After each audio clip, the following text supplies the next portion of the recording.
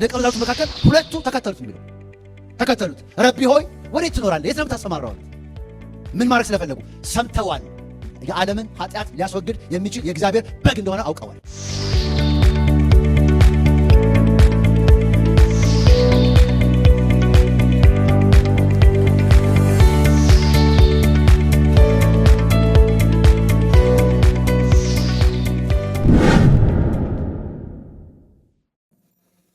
እሺ፣ ደህና ናችሁ? ሁሉ ሰላም ነው? እንቀጥል። እሺ፣ እግዚአብሔር በመካከላችን ድንቅ ነገር እያደረገ ነው፣ እያስተማረን ያለው። ይሄ እዚህ ጋር የምታዩት ሰውዬ የእኔ ፒክቸር መስሏችሁ ከሆነ አንድ ቀን እዛ ጋር ደርሻለሁ።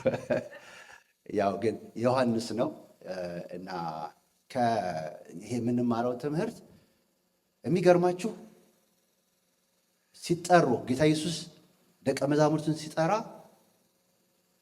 ከነበሩት ደቀ መዛሙርት በያንገስት ወጣቱ ዮሐንስ ነው። እንደገና ደግሞ ሁሉም በተለያየ መንገድ ወደ ጌታ ተሰብስበው መጨረሻ ላይ ምድር ላይ የቀረ እስከ 100 ዓመተ ምህረት ከ98 እስከ 100 ዓመተ ምህረት ድረስ የቆየው እሱ ዘኦልደስ ነው፣ የመጨረሻው ነው እና እሱ የጻፈልን ትምህርት ነው እየተማርን ያለ ነው። ምዕራፍ 1 ላይ ነው። ዛሬ ምዕራፍ 1ን እግዚአብሔር ቢረዳን እንጨርሳለን። ተነስተን ቆመን አብረን እንድናነበው ፈልጋለሁ። ከቁጥር 5 ጀምሮ አብረን እናነበዋለን። በዚህ አጋጣሚ እዚች ቤተክርስቲያን ውስጥ በስውር ስለሚያገለግሉ አገልጋዮች ሁሉ እግዚአብሔር አምላክ የተባረከ ይሁን። በቃ ውስጤ ቅድም ተቀምጬ ውስጤ በብዙ ይሞላ ነበርና እነዚህን ሰዎች እንደው ብንባርካቸው መልካም ነው። የማታያቸው ብዙ ምስጢራዊ የሆነ በቃ የእኛን ቆሻሻ የእኛን ውስጥ ያለን አሁን የምታዩትን ሁሉ ነገር በጥሩ ሲሄድ ስትመለከቱት ከኋላው እየደከሙ ያሉ ሰዎች አሉ። እስቲ እጆቻችሁን አንሱና የሰማይን አምላክ እግዚአብሔርን ባርካችሁ፣ እግዚአብሔር በአንተ በረከት ባርካቸው በሉት። እናንተ በሉት፣ ሃሌሉያ በሉት፣ በግራችሁ በሉት። አሜን ይሁን፣ አሜን ይሁን፣ አሜን ይሁን። እግዚአብሔር አምላክ ሆይ በረከት በላያቸው ላይ ትሁን። አንተን ወደዋልና፣ ማደሪያህን ወደዋልና፣ ቤትህን ወደዋልና እግዚአብሔር በድካምም በብርታትም እግዚአብሔር ሆይ በቤት ውስጥ ስለሚያደርጉት እግዚአብሔር ሆይ እግዚአብሔር ኤፈርት እናመሰግናለን። በስውር አይተህ በግልጥ የምትከፍል ጌታ እግዚአብሔር ሆይ በግልጥ እንድትከፍላቸው እንጸልያለን። እጅ በላያቸው ላይ እንድትሆን እንጸልያለን። እግዚአብሔር ሆይ እንደ አንዳንዶቻችን መድረክ ላይ ወጥተው አይታዩም፣ ነገር ግን ባልተናነሰ እግዚአብሔር ሆይ ኃይላቸውን፣ ጉልበታቸውን፣ ገንዘባቸውን፣ አቅማቸውን ሁሉ ለቤት ስለሚያፈሱ ሰዎች አመሰግንሃለሁ። ጸጋ ይብዛላቸው። ቤታቸው፣ ሕይወታቸው፣ ዘመናቸው፣ ትዳራቸው የነኩት ነገር ሁሉ ጌታ እግዚአብሔር ሆይ አንተን የወደዱ ሰዎች እግዚአብሔር አምላክ ሆይ በአንተ መልካምነት ይባረኩ። ዓይናችን እያየ ከፍ ይበሉ። ደግሞም እግዚአብሔር አምላክ ሆይ አንተን ለወደዱ ሰዎች፣ አንተን ላከበሩ ሰዎች የተዘጋጀ የጽድቅ አክሊል ጌታ እግዚአብሔር ይዘጋጅላቸው። የክብር አክሊል እግዚአብሔር ይዘጋጅላቸው። እግዚአብሔር አምላክ ሆይ በአንተ ፊት ይድመቁ። ጌታ ሆይ ጌታው እናመሰግናለን። ክብር፣ ምስጋና፣ ታላቅነት ላንተ ይሁን። ደግሞ ይህንን የምንካፈለውን ቃል ባርክልን። እጅ በላያችን ላይ ትሁን። መንፈስ በመካከላችን ይመላለስ። እግዚአብሔር አምላክ ሆይ አንተ እግዚአብሔር ሆይ በሕያውነት ተገኝተህ እንደምትናገር ሰው ከአንተ አፍ እንደሚሰማ መስማት እንድንችል እርዳን። እግዚአብሔር ይህ ቁርበታችን በአንተ መንፈስ ይረስርስ። አእምሯችን በመንፈስ ይነካ። እግዚአብሔር አምላክ ሆይ እንዴት አሾልከ እንደምትናገር እንደምትነካ አላውቅም፣ ነገር ግን ጌታ አትተወን። የተተውን ሰዎች እንዳንሆን እርዳ። አምላክ ሆይ ስንፍናችንን ገስጸህ እግዚአብሔር በመካከላችን በክብር ተመላለስ። ሁሉ ለምትችል አንተ ለእግዚአብሔር ራሴንና ይህን ጉባኤ ሰጠውኝ በኢየሱስ ስም አሜን። እናነባለን የእግዚአብሔርን ቃል። አይዟችሁ አይዟችሁ። እንደቆምን ለእግዚአብሔር ቃል ክብር እናነባለን። ከቁጥር 5 ጀምሮ እስከ 10 ያለውን አብረን እናነባለን። በጌታ ስም አነባዋለሁ። ከእርሱም የሰማናት ምናልባት የማታውቁ ሰዎች ካላችሁ እያጠናን ያለ ነው። 1ኛ ዮሐንስ ምዕራፍ 1 ነው። ስለዚህ ከቁጥር 5 ጀምሮ አዲስ የመጣችሁ ሰዎች ካላችሁ ከእርሱም የሰማናት ለእናንተም የምናወራላችሁ መልእክት እግዚአብሔር ብርሃን ነው፣ ጨለማም በእርሱ ዘንድ ከቶ የለም የምትል ይህች ናት። ከእርሱ ጋር ኅብረት አለን ብንል በጨለማ ብንመላለስ እንዋሻለን፣ እውነትንም አናደርግም። ነገር ግን እርሱ በብርሃን እንዳለ በብርሃን ብንመላለስ ለእያንዳንዳችን ኅብረት አለን። የልጁም የኢየሱስ ክርስቶስ ደም ከኃጢአት ሁሉ ያነጻልና። ኃጢአት የለብንም ብንል ራሳችንን እናስታለን፣ እውነትም በእኛ ውስጥ የለም። በኃጢአታችን ብንናዘዝ ኃጢአታችንን ይቅር ሊለን ከአመፃም ሁሉ ሊያነጻን የታመነና ጻድቅ ነው። ኃጢአት አላደረግንም ብንል ሐሰተኛ እናደርገዋለን፣ ቃሉም በእኛ ውስጥ የለም። ክብር ለእግዚአብሔር ቃል ይሁን። ተቀመጡ። እግዚአብሔር ይባርካችሁ። እንደምታውቁት ዛሬ 3ኛ ሳምንታችን ነው። ይህን ትምህርት ስንማር በመጀመሪያ ላይ ለማየት የሞከርነው በቃ ይሄ የተጻፈበትን ዓላማ የዮሐንስን ራሱ የጸሐፊውን የልቡን ትርታና እሱ ውስጥ ያለውን ልብ ወይም ይሄ ጆሐናይን ኤፕስትል የሚባለውን ደግሞ የዮሐንስ መልእክቶች የሚባሉትን ከዮሐንስ ወንጌል ጀምሮ ያሉትን ለመቃኘት ሞክረናል። ከዛ በኋላ ብዙ ነገሮች እንዳሰናል። ባለፈው ሳምንት ትዝ ካላችሁ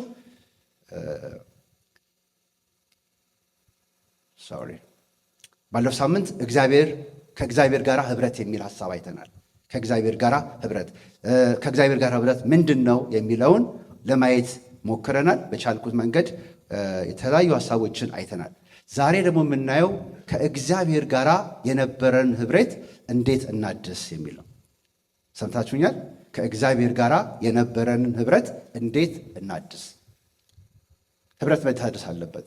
ኅብረት በየጊዜው ኢቫሉዌት ማድረግ አለብን። በብሉይ ኪዳን ላይ እንኳን አንድ ንጉሥ ትዝ ካላችሁ ልቤ ከአንተ ጋር እንደሆነ ሁሉ ልብህ ከእኔ ጋር ነውን? ምክንያቱም ጦርነት ሊወጡ ነው፣ ስራ ሊሰሩ ነው። ስለዚህ ቼክ ማድረግ ነበረበት። እኔ ልቤ ከአንተ ጋር ነው፣ ከአንተ ጋር መስራት እፈልጋለሁ፣ ግን ልብህ ከእኔ ጋር ነው ወይ? ምክንያቱም ጦርነት በአንድ ልብ ሆኖ ካልሆነ የተከፋፈለ ልብ ካለ ለጠላት መጋለጥ ነው። ስራው ይበላሻል፣ ብዙ ነገር ይበላሻል። ልክ እንደዚሁ ሁሉ ከእግዚአብሔር ጋር ስላለን ኅብረት ጥያቄ መጠየቅ አለብን። እግዚአብሔር ከእኛ ጋር መሆኑ በጣም በብዙ መንገድ አይተናል። እርግጠኛም ነን ብዬ አስባለሁ። እኛስ ከእግዚአብሔር ጋር ነን ወይ? ከእግዚአብሔር ጋር አንድነት አለን ወይ? ይሄ ጥያቄ በጣም መጠየቅ ያለበት ጥያቄ ነው። የክርስትና ትራዲሽኑን እየፈጸምን ነው ወይ አላልኩኝም። ምንም ሳይጓደል እየፈጸምን ያለን። እጅ አውጡ ስንባል አውጥተን እንዘረጋለን፣ ተንበርከኩ ስንባል እንበረክካለን፣ ማድረግ ያለብንን ነገሮች ሁሉ እናደርጋለን። እነሱ ጥሩ ነገሮች ናቸው። ግን ከእግዚአብሔር ጋር ልባችን ከእግዚአብሔር ጋር ነው ወይ?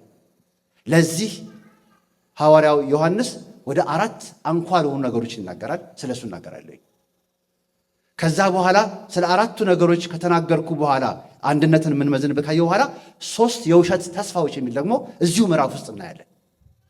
3 የውሸት ተስፋዎች በጣም ልንጠነቀቅ የሚገባ ክሌም የምናደርጋቸው ያለን መስሎን ክሌም የምናደርጋቸው ግን የተሳሳትንባቸው ክሌም የሚደረጉ ነገር ናቸው። ዝም ብሎ ንፋስ ብቻ የሆነ አዋጅ ብቻ የሆነ ውስጡ ሲፈተሽ ግን ባዶ የሆነ ነገር አለ። እዚሁ ክፍል ውስጥ ነው የምናየው። እሱን አይተን እንጨርሳለን። ስለዚህ ይህንን ሐሳብ ሲናገር ሐዋርያው ዮሐንስ ይህን ሐሳብ ሲናገር 2 ተደጋጋሚ ሐሳቦችን ቁጥር 3 እና ቁጥር 5 ላይ በመናገር ነው የሚጀምረው። የዮሐንስን መልእክት ማሰሪያውን የሚናገረው የዛን መልእክት አስፈላጊነት የሚናገረው ቁጥር 3 ላይም ቁጥር 5 ላይም ተደጋጋሚ ነገር ታያላችሁ።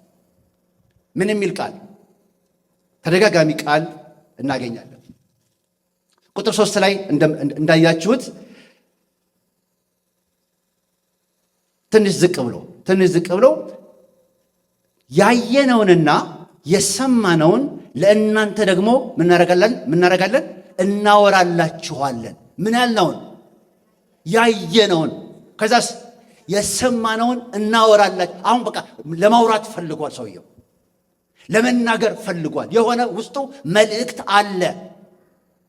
እግዚአብሔር ለሚሰማው ሁሉ ሕይወትን የሚሰጥ የሚያንጽ፣ የሚመልስ፣ የሚቀድስ ውስጥን ሰው ራሱን መዝኖ ትክክለኛ ህብረት ከእግዚአብሔር ጋር እንዲያደርግ ትክክለኛውን መንገድ እግዚአብሔር ምን አድርጎኛል? አሳይቶኛል። ደግሞ ምን አድርጌያለሁ? ሰምቼዋለሁ። ስለዚህ ምን አደርጋለሁ? ከዚህ በኋላ አወራላችኋለሁ። ቁጥር 5 ላይ ይሄንን ይደግመዋል። ከእርሱም ከማን ከጌታ ከኢየሱስ ክርስቶስ ከእርሱም የሰማናት ለእናንተም የምናወራላችሁ መልእክት ይላል። አሁን መልእክት እግዚአብሔር አምላክ ስም ይባረክ። መልእክት አለ። በደንብ አድርጋችሁ ስሙን። ራሳችንን ፈትሸነው እግዚአብሔር ረድቶን ከእሱ ጋር ምን አለን? ህብረት አለን። ከአባት ጋር ከልጁም ከክርስቶስ ኢየሱስ ጋር ምን አለን? ህብረት አለን። የህብረታችን ማዕከሉ ራሱ ኢየሱስ ክርስቶስ ነው። ይህንን ባለፉት ሳምንታት ለማየት እንደሞከርነው ይሄ በመካከላችን ሆኖ ይህንን ኢየሱስን ይህንን የብርሃን አምላክ የሆነውን ጌታን ምን አድርገነዋል? አይተነዋል፣ ነክተነዋል፣ ዳሰነዋል፣ ሰምተነዋል። እግዚአብሔር አምላክ ስም ይባረክ። ባለፉት 2 ሳምንት በደንብ ተከታትላችሁኝ ሰምታችሁኝ ከሆነ እግዚአብሔር ይነካል፣ እግዚአብሔር ይዳሰሳል፣ እግዚአብሔር ይታያል የሚል ሐሳብ ነው የተናገረ ነበር። ምናልባት ኢየሱስን በስጋ በምድር ላይ በተመላለሰበት ጊዜ ስለነኩ አይደለም። ከዛ በኋላም ኢየሱስ ተነስቶ ካረገ በኋላ እንኳን ያዩት ሰዎች አሉ፣ የሰሙት ሰዎች አሉ አለ። እብን ይሄ ዮሐንስ እንኳን አለ፣ ትዝ ካላችሁ ይሄ ዮሐንስ እንኳን ምን አድርጎ ነበረ? ፊዚካል ኢየሱስ በስጋ በነበረበት ጊዜ ዳሶታል፣ ነክቶታል፣ አይቶታል። ግን ካረገም በኋላ ባለፈው ሳምንት እንዳየነው ካረገም ከሄደም በኋላ የሚናገረኝን ለመስማት ምን አደረኩኝ ይላል? ዘወር አልኩኝ። መጀመሪያ ድምፅ ነበር የሚሰማው። የሚወደውን የሚያውቀውን የጌታን ድምፅ ነው የሚሰማው። ስለዚህ ሰማሁት፣ ይሄ የውዴ ድምፅ ነው ያለ ይመስለኛል። አይልም ቦታው ላይ የሚያውቀው ድምፅ ነው፣ የጌታ ድምፅ ነው። ለማረጋገጥ የሚናገረኝን ለመስማት ዘወር ስል ይላል። እናንተ እንደምታዩ ራእይ ምዕራፍ 1 ላይ ፀጉሩ ሳይቀር፣ አይኖቹ ሳይቀር፣ እግሮቹ ሳይቀር፣ ወገቡ ሳይቀር፣ እጆቹ ሳይቀር ሁሉን ነገር አየ። ያ የሚያውቀው ጌታ ነው። እግዚአብሔር አምላክ የተባረከ ይሁን። ይታያል ማለት ነው፣ ይነካል። ከዛስ በኋላ እንደ ሞተ ሰውም ሆንኩኝ። ከዛ ምን አደረገ? የትኛውን እጁን ጫነብኛል? ላስት ዊክ ስንማር ትዝ ይላችኋል። የትኛውን እጁን? ቀኝ እጁን። ቀኝ ይሁን ግራ ሁሉ ያውቃል። የማውቀው የቀኝ እጁን በላይ ላይ ያደረገብኝ ጫነብኝ። ዛሬም እግዚአብሔር እጁን በሰው ላይ ይጭናል። የሰውን ሕይወትና ዴስቲኒ ይቀይራል። እግዚአብሔር በኃይሉ ይዳስሳል። የእግዚአብሔር እጅ ዛሬም ትሰራለች ወገኖቼ። ስለዚህ የሚዳስስ አምላክ፣ የሚናገር አምላክ፣ ራሱን የሚገልጥ አምላክ ዛሬም በእኛ ሕይወት እንዲገለጥ እግዚአብሔር አምላክ ይርዳል። አሁንም ደግሜ ልንገራችሁ ዮሐንስ ምዕራፍ 14 ቁጥር 21 ላይ የሚወደኝ ቢኖር ትእዛዜን ይጠብቃል። የምናውቀው ጥቅስ እኔም እወደዋለሁ አባቴም ይወደዋል። ከዛ በኋላ እኔና አብ በእርሱ ዘንድ ምን እናደርጋለን? ንገሩኝ እንጂ መኖሪያ እናደርጋለን። ክብር ለእግዚአብሔር ይሁን። እግዚአብሔር በሰው ልብ ውስጥ ያድራል፣ ይኖራል። እግዚአብሔር ከሰው አጠገብ ሆኖ ሰውን ያበረታል። እግዚአብሔር ከኛ ጋር መሆኑን ፊልም ማድረግ እንድንችል እግዚአብሔር ይርዳል። አሜን። ዛሬም እግዚአብሔር ይታያል፣ ይሰራል። እግዚአብሔር ድምፁን ያሰማል። አሁን ዛሬ ሰውነታችን ለእግዚአብሔር ሴንሲቲቭ እንዲሆንና እግዚአብሔር መስማት እንድንችል እግዚአብሔር ይርዳል። ስለዚህ ይህንን እግዚአብሔርን አየሁት፣ ዳሰስኩት፣ ከኋላ በኋላ ሰማሁት። አሁን ከዚህ በኋላ አወራለሁ አለ። አንዳንድ ጊዜ በጣም የሚረብሸኝ ነገር ያላዩ ሰዎች ሲናገሩ፣ ያልሰሙ ሰዎች ሲናገሩ አያምርባቸውም። ተደነጋግረው ያደነጋግራሉ። አንዳንድ ሰዎች አየህ አየሁ ይላሉ። ከዛ በኋላ ተናገሩ ሲባሉ የሚናገሩት ነገር በፍጹም ከእግዚአብሔር ቃል እውነት ጋር አይሄድም።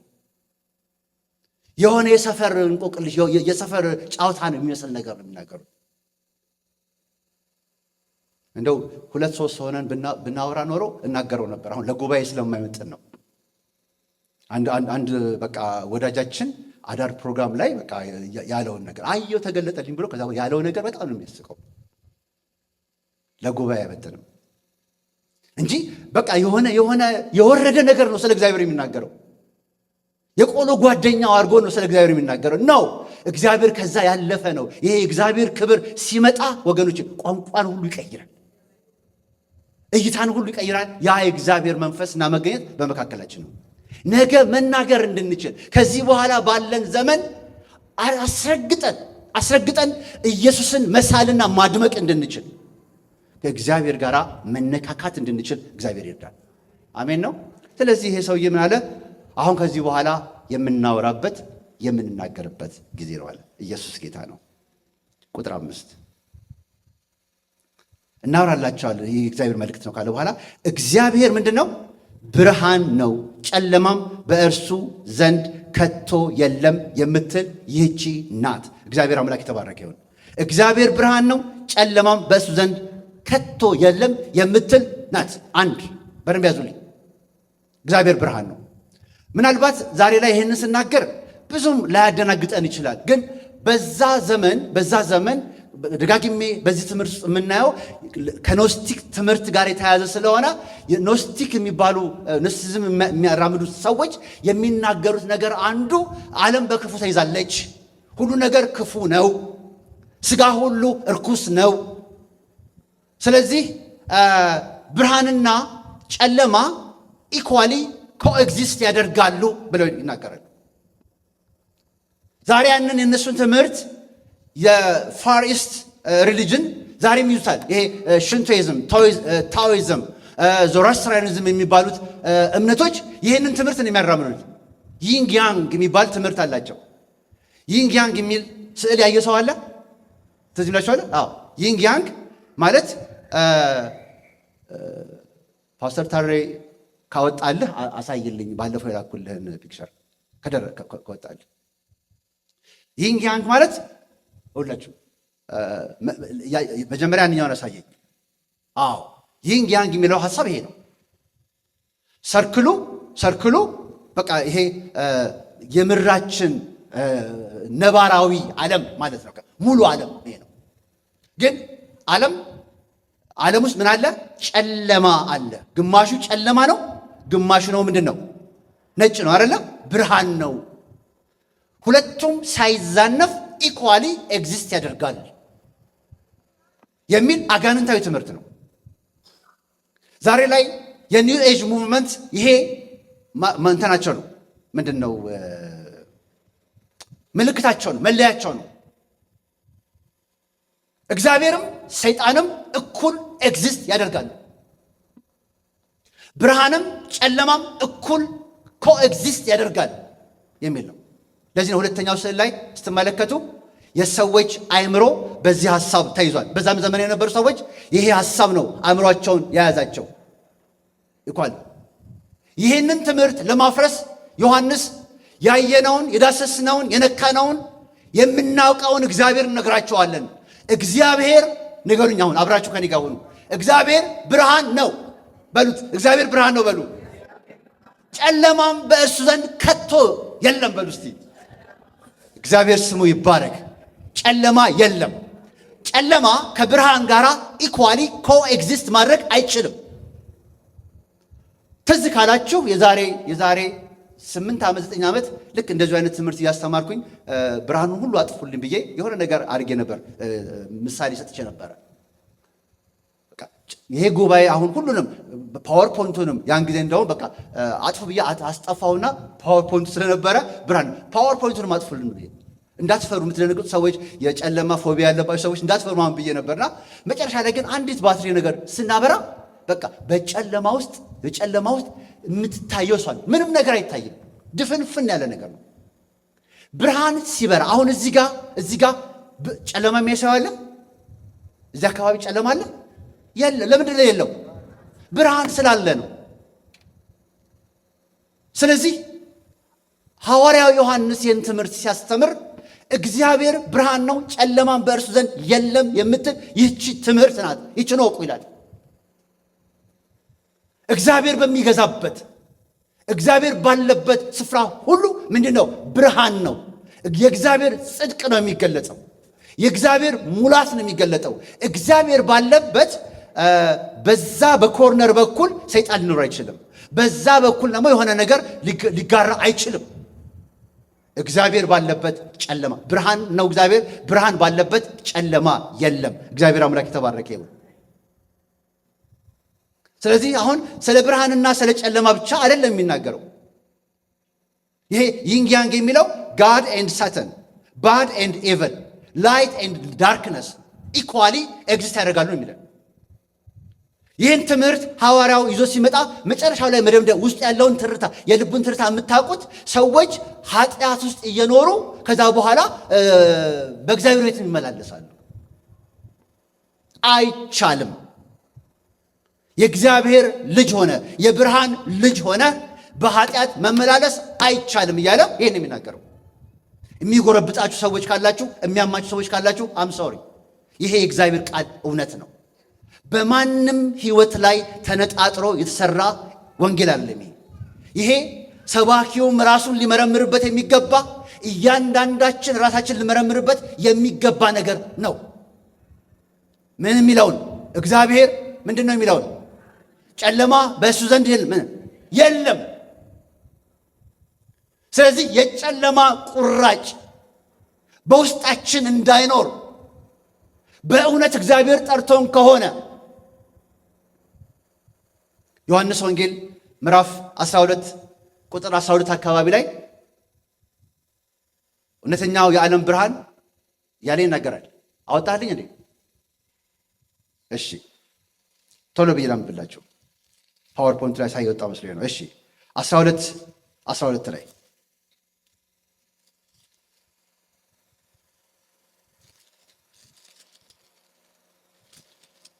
አም ሶሪ 12 ሳይሆን 8:12 ማለት ነው። 8:12 ደግሞም ኢየሱስ እኔ የዓለም ብርሃን ነኝ፣ አሜን፣ የሚከተለኝ የሕይወት ብርሃን ይሆንለታል እንጂ በጨለማ አይመላለስም። እግዚአብሔር አምላክ ስሙ ይባረክ። አንድ አማኝ በውስጡ የጨለማ አሰራር የጨለማ ሕይወት በውስጡ ሊኖር አይገባም። የጠራው ብርሃን ስለሆነ ሪፍሌክት የሚያደርገው የተቀበለውን ብርሃን ስለሆነ ኢየሱስ የዓለም ብርሃን እስከሆነ ሁሉ ኢየሱስ በውስጣችን ካለ ጨለማ በውስጣችን ሊኖር አይገባም። በኋላ ላይ ዲፋይን አደርገዋለሁ ጨለማ ምን ማለት እንደሆነ፣ ብርሃን ምን ማለት እንደሆነ። ግን ጨለማ በውስጣችን ሊኖር አይገባም። በጣም በጥንቃቄ እንድትሰሙኝ እፈልጋለሁ። ይህንን ቃል ስንይ እንደ አማኝ ክርስቶስን እንደሚከተል ሰው የዓለም ብርሃን የሆነውን ጌታ እናንተም በብርሃን ትመላለሳላችሁ ብሎ ብርሃን እንድንሆን የጠራን ጌታ በውስጣችን ከእሱ ዘንድ ያልሆነ ነገር ሊያይ አይገባም። ወይ ደግሞ ከእሱ ጋራ ኢኳሊ ኤግዚስት ሊያደርግ አይችልም። እንደውም የምናመልከውን መምረጥ እንደሚገባን ይናገራል መጽሐፍ ቅዱስ። ኢየሱስም በአንድ ሰው ውስጥ ገንዘብም ጌታም ጌታ ሊሆኑ አይችሉም እያለ ይናገራል። ሁለት ጌቶች በአንድ ሰው ውስጥ ሊሰለጥኑ አይችሉም። ጌታ ጌታ ነው፣ ብርሃን ነው። ገንዘብ ደግሞ ጨለማ ነው ወይም ዓለማዊ ሐሳብ ነው። ስለዚህ ሁለት ነገሮች በአንድ ሰው ውስጥ ሊሆኑ አይገባም። ይሄ ትምህርት ከአጋንንት ነው እያለ ሐዋርያው ዮሐንስ ይህን ይናገራል። አይሆንም። ብርሃንና ጨለማ አብረው አይኖሩም፣ ለዩ እያለ ነው ያለው። እነማንን እንደሚናገር አላውቅም። ጉባኤያቸው ውስጥ በስም የተጠሩ ሰዎች ይኖሩ እንደሆነ አላውቅም። ግን በኋላ ላይ ወደ ምዕራፍ 4 ላይ በደንብ አድሬስ ያደርጋቸዋል። ግን ማንንም ይናገር ማንንም ዛሬ ላይ እንደ አማኝ በውስጣችን የብርሃን ልጆች እንደሆኑ ሁሉ በብርሃን ነው መመላለስ ያለብን። የጨለማ ሐሳብ ውስጣችን እንዳይገዛን፣ ምናልባትም ደግሞ ኮምፕሮማይዝ እያደረግን ኦኬ ዓለማዊውን ነገር ኦኬ መንፈሳዊውን ነገር ኦኬ የሆነ በ50-50 የምንጓዝ ሰዎች አንታጣም ብዬ አስባለሁ። ራሳችንን እንይበት። ሁለቱ ግን አብረው መኖር አይችሉም። ቁጥር 2 ላይ ትንሽ ገባ ይልና ጠንከር ያደርገዋል። ይቅርታ ቁጥር 2 ሳይሆን ሁለተኛው ነገር ግን ቁጥር 6 ላይ ከእርሱ ጋር ኅብረት አለኝ እያሉ በጨለማ መመላለስ አሁን ፍርጥ ያደርገዋል። ምንድን ነው ይላል? ምንድን ነው? ቁጥር 6 ያው ዛጋውቶላችኋል። ከእርሱ ጋር ኅብረት አለን ብንል በጨለማ ብንመላለስ ምን እናደርጋለን? እንዋሻለን። እውነተኞች አይደለንም። ውሸታም ነው እንሆናለን። ለምን? እግዚአብሔር እንደ ይንግ ያንግ አይነት ትምህርት ከጨለማ ጋራ ከጠላት አሰራር ጋራ ከኢቭል አሰራር ጋራ ኢኳሊ ኤግዚስት ማድረግ አይችልም። ጨለማን የመረጠ ሰው ካለ ብርሃኑ ለቆት ይሄዳል። ብርሃንን የመረጠ ሰው ካለ ግን ጨለማው ያለ ውዴታው ጥሎን ይሄዳል። ኢኳሊ ግን አይሆንም። አይ በብርሃን እመላለሳለሁ እያለን ግን በጨለማ ከእርሱ ጋር ኅብረት አለን እያለን ነገር ግን በጨለማ ብንመላለስ ውሸተኞች እንሆናለን። እፈራለሁ፣ ልድፈራችሁ ትንሽ ከመካከላችን እንደዚህ አይነት ሰዎች አንታጣም። በቃ እውነት ነው፣ በብርሃን ነው የምመላለሰው እያለን ግን ሕይወታችን መፈተሻለን። ምንድን ነው ራሳችን እንድንፈትሽ የሚያደርገን ነገር? በአዲስ ኪዳን ቋንቋ ብርሃን ማለት ኢየሱስ ራሱ ነው። ቅድም እንዳልኩት የተገለጠ ሕይወት ነው። የጽድቅ ሕይወት ነው። ብርሃን ማለት ጥላቻ የሌለበት ሕይወት ነው። መሰናክል የሌለበት ሕይወት ነው። እግዚአብሔር የከበረበትና የደመቀበት። ለእነዚህ ሁሉ ጥቅስ መስጠት እችላለሁ እንዳላደክማችሁ ብዬ ነው። እግዚአብሔር ብቻውን የከበረበት ሕይወት ነው። የተገለጠ ሕይወት፣ የጽድቅ ሕይወት፣ ጥላቻ የሌለበት ሕይወት ነው። እሺ ጨለማ ማለት አሁንም በአዲስ ኪዳን መጽሐፍ ቅዱስ ስንመለከት ጨለማ አለማስተዋልን ጨለማ ይለዋል። የልብን ድንዳኔ ጨለማ ይለዋል። የአመፅን ሥራ ጨለማ ይለዋል። እውርነትን ጨለማ ይለዋል። አለማመንን ጨለማ ይለዋል። ክፉ ሥራን ጨለማ ይለዋል። ክህደትን ጨለማ ይለዋል። ጠበብ ላድርግላችሁ ብዬ ነው። ከዚህም በላይ ብዙ መግባት ትችላላችሁ። እነዚህ ነገሮች አሁን ብርሃን ነው ያልኳችሁ በአዲስ ኪዳን ሕይወት ብርሃን ነው ያልኳችሁና በአዲስ ኪዳን ደግሞ ጨለማ ተብሎ የተጻፈውን ነገር ሁለቱን አይነት ሕይወት በአንድ ሰው ሕይወት ውስጥ ካያችሁ ሌላውን ተውት፣ በእኔ ሕይወት ካያችሁ እኔ ውሸታም ነኝ ማለት ነው። ቃሉ ነው የሚለው። ከእርሱ ጋር ኅብረት አለኝ ብንል ነገር ግን በምን ብንመላለስ? በጨለማ የጨለማ ሥራ የጨለማ ሐሳብ በውስጣችን ቢገኝብን እንዋሻለን። ለምን? ኢኳሊ ኤግዚስት አያደርግም። ለዚህ ነው መጽሐፍ ቅዱስ ውስጥ የእግዚአብሔር መንፈስም ከእርሱ ተለየ የሚል ቃል አላነበባችሁ? ይላል። ይለያል። የተቀበላችሁትን ያንን የእግዚአብሔርን ጸጋ የእግዚአብሔርን መንፈስ አታስመርሩት ይላል። ይመረራል፣ ጥሎ ይሄዳል። ለምንድን ነው ጥሎ የሚሄደው? ከጨለማ አሰራርና ከጨለማ ሐሳብ ጋር ኮኤግዚስት አያደርግም። ለዚህ ነው እየፈራው የምናገረው ይሄንን። አንዳንድ ሰዎች አዎ ብለን ስሙን ይዘን ክርስቲያኖች ነን እንባላለን። ነገር ግን ውስጣችን ፈቅደን ሁለት ነገር ይንግ ያንግ የሚል ትምህርት ይዘናል። ጨለማና ብርሃን አብሮ ለማስኬድ አንዱን እንምረጥ። በሌላ አባባል አንድ ሰው የቆየ አባባል ነው። ሁለት በሬዎች ቢጣሉ የትኛው በሬ ያሸንፋል ብሎ ሰውየውን ሞገተውና ምን አለ? የቀለብከው በሬ አለ። በደንብ የቀለብከው በሬ ያሸንፋል። የቀለብነው ማንነታችን ያሸንፋል። ወደ ብርሃን ካደላንና የብርሃንን ሕይወት ኢየሱስን በሕይወታችን ማንጸባረቅ ከፈለግን የጨለማ ኃይል ከውስጣችን ይጠፋል። ስለዚህ ሐዋርያው ዮሐንስ የሚናገረው ከእርሱ ጋር ኅብረት አለን ማለት ብቻ በቂ አይደለም። ይሄ ብርሃን ሕይወታችንን ሊመራን ይገባል። በዚህ ብርሃን ልንሞላ ይገባል። የብርሃን ሐሳብ፣ የተገለጠ ሕይወት፣ የጽድቅ ሕይወት፣ ጥላቻ የሌለበት ሕይወት፣ መሰናክል የሌለበት ሕይወት፣ እግዚአብሔር የመፍራት ሕይወት በውስጣችን ሊኖር ይገባል። እግዚአብሔር በዚህ ሕይወት ይባርከን። አሜን። ክርስትናችን የተገለጠ ሕይወት ነው። ክርስትናችን ብርሃን የሆነውን ኢየሱስን ማሳየት ነው። ሰሞኑን የመሪዎች ስብሰባ ላይ አንድ ወንድም ቃል ያነብልን ነበር። ይሄ አላቅም ስንጀምርም በጸሎት ስንጀምርም አነበበልን፣ ስንጨርስም አሁንም ልቤ ላይ ያለ ቃል ነው አነብላችኋል ይለናል። ማቴዎስ ምዕራፍ 5 ላይ ያለውን ቃል ያነብልን ነበር። እናንተ የምድር ምንድን ናችሁ? ጨው ናችሁ። የዓለም ምንድን ናችሁ? ብርሃን ናችሁ። ብርሃናችሁ ይውጣ። እግዚአብሔር አምላክ ስሙ ይባረክ።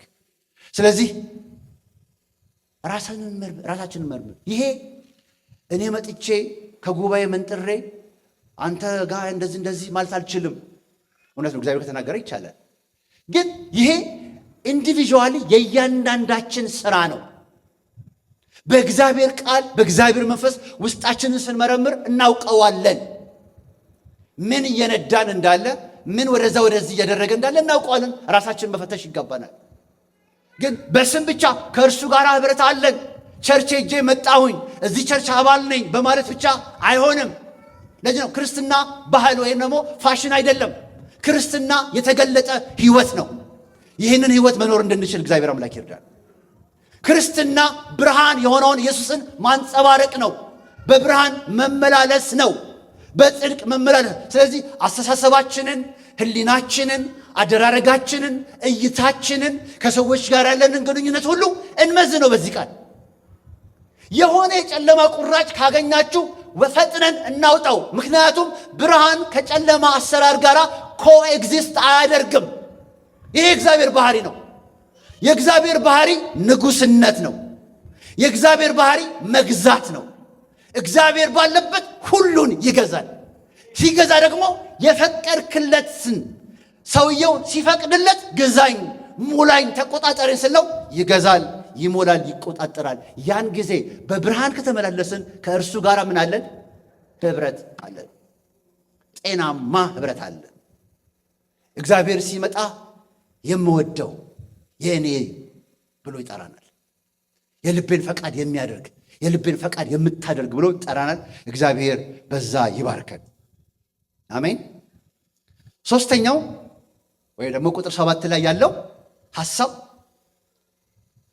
እንዳልኳችሁ ርዕሳችን ምንድን ብያችኋለሁ? ከእግዚአብሔር ጋር የነበረን ህብረት እንዴት እናድስ ነው። ቁጥር 7 ላይ እርሱ በብርሃን እንዳለ በብርሃን ብንመላለስ ለእያንዳንዳችን ህብረት እየመላለሰ ያጠነክረዋል። እየመላለሰ በአንድ ሐሳብ ላይ አንዱን ነገር ከእግዚአብሔር ጋር እንዴት ህብረት ማድረግ እንደምንችል ወይም ከእግዚአብሔር ጋር ጤናማ ህብረት ያለው ሰው ምን እንደሚመስል ይነግረናል። እርሱ በብርሃን እንዳለ በብርሃን ብንመላለስ ለእያንዳንዳችን ህብረት አለን። እሱ በብርሃን እንዳለ ከእሱ ጋር በብርሃን ብንመላለስ፣ እሱን ብነካው፣ እሱን ብናድሰው፣ ከእሱ ጋር ህብረት ብናደርግ ያስታውቅብናል። ለምን? የእሱ ብርሃን በላያችን ላይ ሪፍሌክት ያደርጋል። ክብር ለእግዚአብሔር ይሁን። ይህንን ሀሳብ ያዘጋጀው አንድ ዘመናዊ ሳይንስ ወደ አእምሮ የመጣ ዝም ብሎ መጣ። በኋላ ላይ ነው ሪሰርች ማድረግ የጀመርኩት። ግን ግራውንዲንግ ወይም ደግሞ እርዚንግ የሚባል ነገር ታውቃላችሁ? የሚያውቅ ግራውንዲንግ ወይም እርዚንግ አሁን አዲስ ጥናት ነው። አዲስ ዝም ብላችሁ ቼክ ማድረግ ትችላላችሁ። ግራውንዲንግ ወይም ደግሞ እርዚንግ ምንድን ነው? ከ30 ደቂቃ እስከ 1 ሰዓት ድረስ ጫማንም ካልሲንም አውልቃችሁ በመሬት ላይ ጓሯችሁ መሬት ላይ መመላለስ ማለት ነው። መሬት ላይ መሆን ዋክ ማድረግ በባዶ እግር በጣም ትልቅ በሰው ህይወትና በሰው ጤና ላይ ትልቅ ኢምፓክት ያመጣል ብለው ይነግሩናል። እኔ በጣም ገረመኝ። ማጠናው ይህንን ስለሆነ ከእግዚአብሔር ጋር ህብረት ስለማድረግ ከእግዚአብሔር ጋር ስለመነካከል ስለሆነ በቃ እሱን እያጠናው ያለው ይህ ሀሳብ ሲመጣልኝ በጣም ገረመኝ። ግራውንዲንግ ወይም እርዚንግ የሚለው እንዴት በሰው ጤና ላይ ትልልቅ ኢምፓክት ያመጣል። አገር ቤት ችግሩ ራሱ ነው በእግራቸው የሚያስገዳቸው። ገበሬዎቹ፣ ገጠር ያሉ ሰዎች፣ ወንም የሚቸገሩ ሰዎች ጫማ ስለሌላቸው ሊሄዱ ይችላሉ። ግን ታድለዋል። በአንድ በኩል በጣም ብዙ ቤኔፊት ነው ያለው። አሁን የሰለጠነ ዓለም ዌስተርን ወርልድ ላይ ደግሞ ምን ይላል? አይ መጀመሪያ ጫማ መልበስን ነበር ሲነግሩ የነበረው፣ ካልሲ፣ የጫማ ኮምፒቲሽን ነበር። አሁን ነው ምን አሉ? አይ ግድ የለም አንዳንድ ጊዜ ያንን ጫማችሁን ምን አድርጉት? አውልቁት፣ ካልሲያችሁን አውልቁትና መሬት ላይ ባዶ መሬት ላይ ከጓሯችሁም ከፊት ለፊትም ከሆነም ብቻ ይሁን በባዶ እግራችሁ ይሄ ታይል ላይ አይደለም ምናምን ላይ አይደለም ሳር ያለበት መሬት ላይ ያለበት እሱ ላይ የ1 ሰዓት ያህል ጉዞ አድርጉ። በየቀኑ ብትችሉ በሳምንት 3 ጊዜ ብትችሉ አድርጉት ይላል። ጥቅሙን ልንገራችሁ። ሳይንስ አይደለም እያስተማርኩ ያለሁት፣ በኋላ ላይ እመጣበታለሁ። ይሄ ግራውንዲንግ አብዞርብ ናቹራል ኤሌክትሮኒክስ ኤሌክትሪክ ቻርጅ ኤሌክትሮኒክስ አይደለም ኤሌክትሪክ ቻርጅ ቱ አወር ባዲ ሪሊዝ ሳም አንታይ ኢንፍላማቶሪ ኤሌክትሮንስ ይላል። አንድ ሰው ግራውንድ ሲያደርግ ወይም እርዚን ሲያደርግ በባዶ እግሩ ሲሄድ ከምድር ጋር ሲነካካ የኤሌክትሪክ ቻርጅ ከውስጡ ታምቁ በተለያየ አቅጣጫ ውስጣችን ስታቲክ የሆነ ኤሌክትሪክ አለ ውስጣችን። ብዙ ዲቴል የምታውቁ ሰዎች ትኖራላችሁ። የሆነ አንዳንዱ ነገር ጨፍለቅለቅ ካደረኩት ይቅርታ አድርጉልኝ፣ ፊልድ አይደለም ግን ብዙ የታጨቀ ኃይል ስላለ እሱ ይሄ እነዛ ኤሌክትሮንስ ውስጣችን ሪሊዝ ካልተደረገ ወደ ምድር ወተን ያ የምድር እንትን አብዞርብ ካላደረገው በስተቀር ውስጣችን አኩሙሌት ያደርግና ችግር ይፈጥራል። ለብዙ ካንሰር፣ ለብዙ በሽታዎች ችግር ነው። ግራውንዲንግ ቤኔፊቱን ሲናገር ይላል reduce chronic inflammation, reduce pain, reduce stress and anxiety, improve sleep quality, improve immunity ይላል። የሚገርም ነው። ሳይንስ በጣም የሚገርም ነው። በምድር ላይ ዋክ ስታደርጉ ከምድር ላይ ያለ ጤናማ ነገር ወደ ውስጣችሁ ይገባል። ውስጣችሁ ያለ የማያስፈልግ ነገር ወደ ምድር ይገባና ባላንስ ያደርጋል። አሁን ዶክተሮቹ ይሄን ነው እየነገሩን ያሉት። ግራውንዲንግ ታደርጋለህ ይሏል። እኔ አሁን እሱን ከዚህ በኋላ ግራውንዲንግ በእግራችሁ ይሉ ያልኩ አይደለም፣ መልክቴ እንዳስትብኝ እያልኩ ያለሁት ነገር አሁን ውስጣችን እንደ መንፈሳዊ ሰው ከእግዚአብሔር ጋር ካልተነካከን ብዙ ውስጣችን ያለ የማይሆን ነገር አለ። የጨለማ ነገር ውስጣችን አለ። ቂም አለ፣ ጥላቻ አለ፣ የማይሆን አስተሳሰብ ውስጣችን አለ። እግዚአብሔር የማይከበርበት ነገር አለ። ስናውቅም ሳናውቅም ወደ ውስጣችን የገባ ነገር አለ። እሱን ሪሊዝ አድርገን ይበላናል። ውስጣችንን ያቀጭጨዋል። ውስጣችንን ይገለዋል። ትረስት ሚ በእግዚአብሔር ፊት በንጽህና ነው የምነግራችሁ። በቃ ይሄ ቂም፣ ጥላቻ የሆነ ነገር ያዝን ሰውየውን ነው። አንድ ሰው ሲናገር ምን አለ? ይቅር አለ ማለት አለ አንፎርጊቪንግ አለ።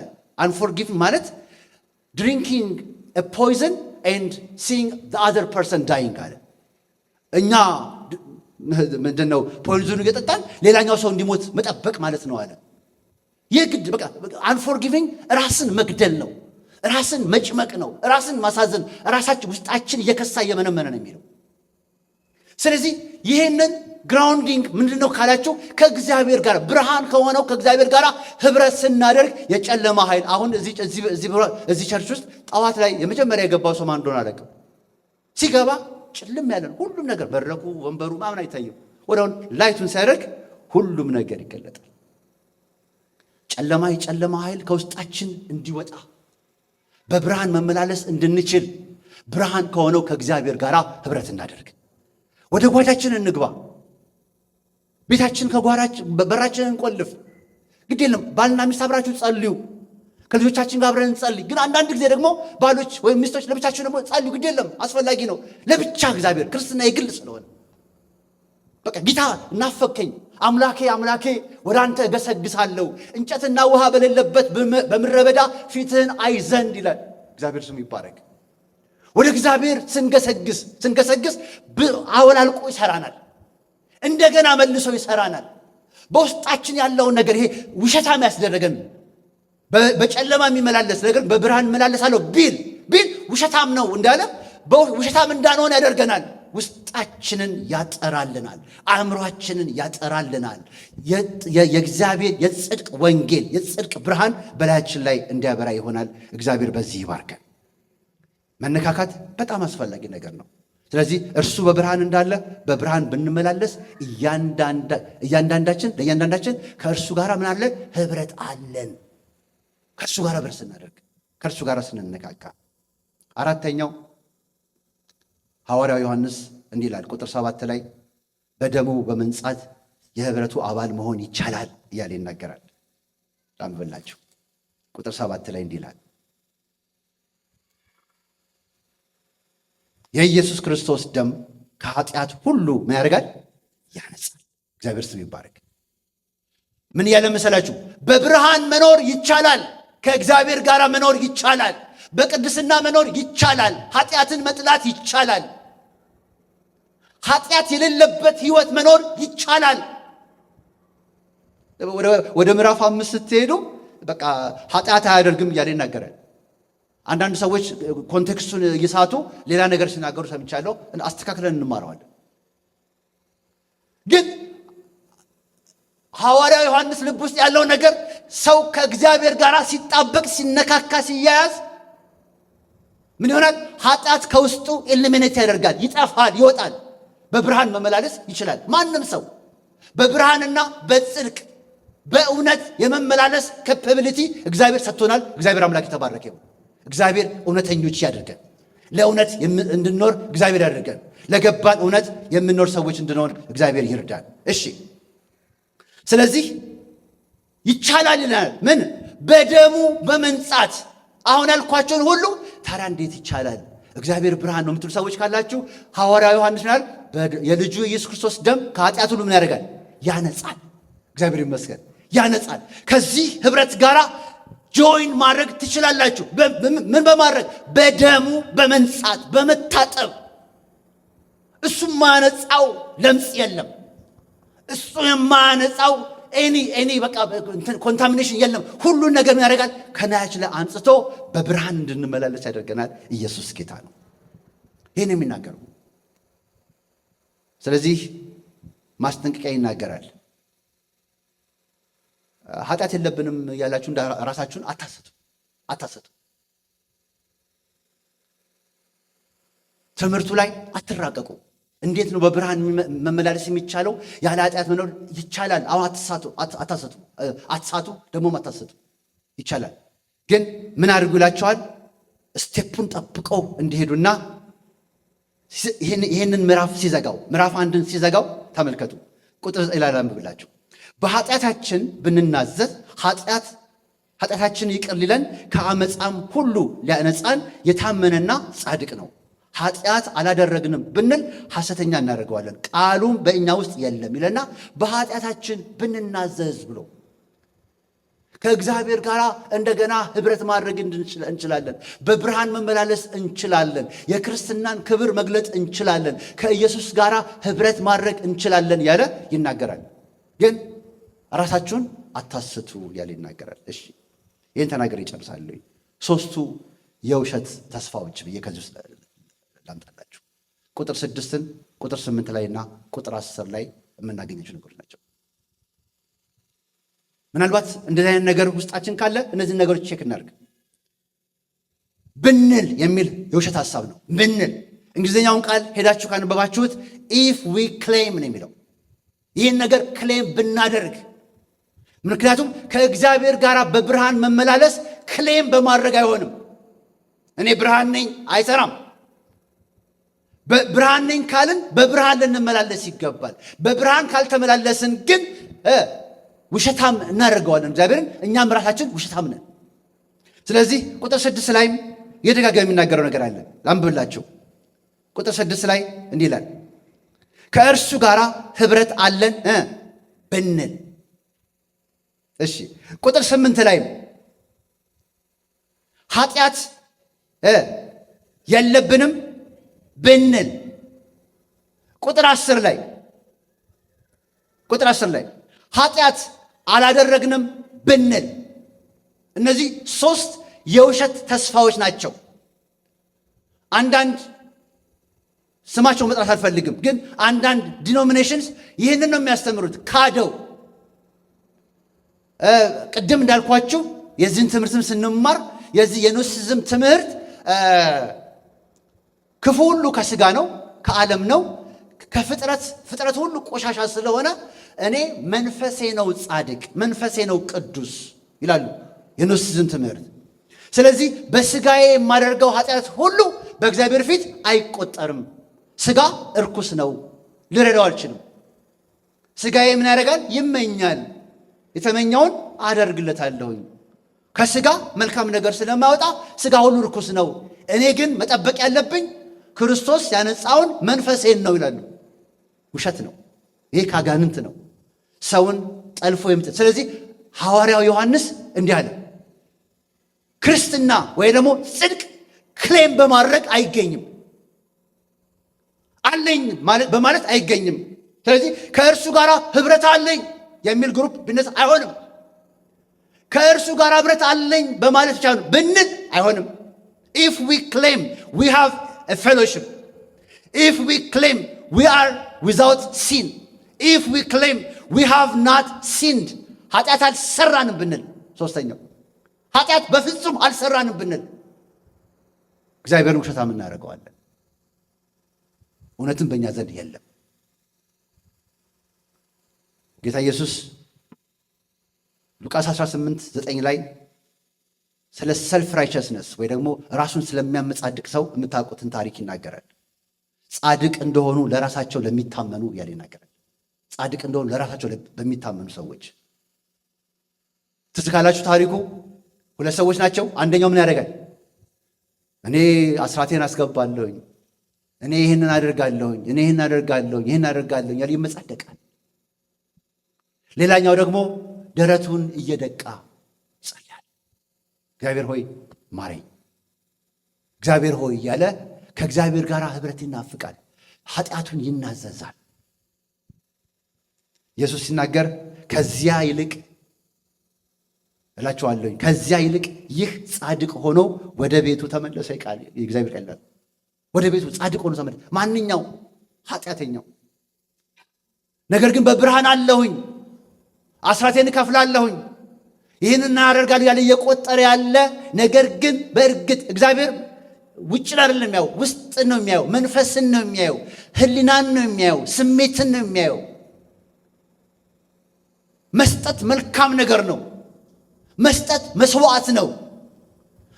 መስጠት በገንዘባችን እግዚአብሔርን ማክበር ነው። ግን በመስጠታችን ውስጥ ሕሊናችን ንጹሕ ካልሆነ፣ በመስጠታችን ውስጥ ሕሊናችን ጤናማ ካልሆነ እናረክሰዋለን። እግዚአብሔር እዚህ ጋር አእምሮን ስለሚመለከት፣ ስለዚህ የሰው ራሱ ያልቻለውን የሚቆጥረው ስራው በቃ የጽድቅ ስራ አለው የምንቆጥረውን ነገር አቁመን ኃጢአት የለብኝም፣ ኅብረት አለኝ፣ ኃጢአት አላደርግም የሚለውን ነገር እናቁምና ራሳችን በትህትና እርሱ በብርሃን እንዳለ በብርሃን እንድንመላለስ ከእርሱ ጋር ኅብረት እናድርግ። አሜን።